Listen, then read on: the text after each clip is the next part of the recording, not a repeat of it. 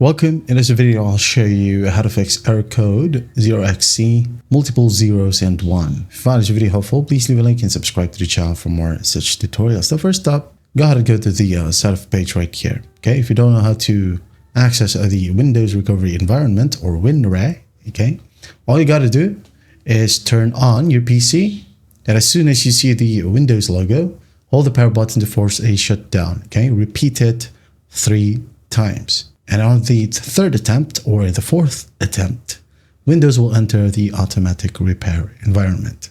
So just click on advanced options and you'll have this section. Now once you're in here, just click on troubleshoot, click on advanced options, and just click on command prompt.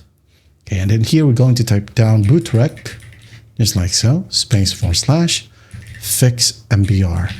Hit on enter. Now type down bootrec, space / fix boot. Hit on enter.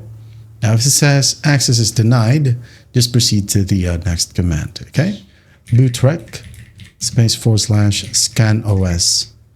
Okay, again space / just like so, scan os. Hit on enter.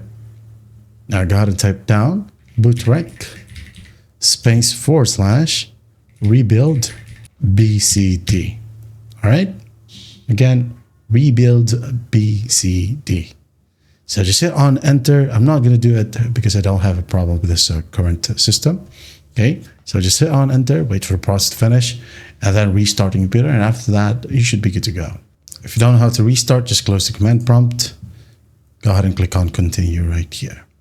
So that is how you fix the error 0xc, multiple zeros and 1 in Windows 11, 10, or 7. Hope this video helps, and I'll see you at the next one.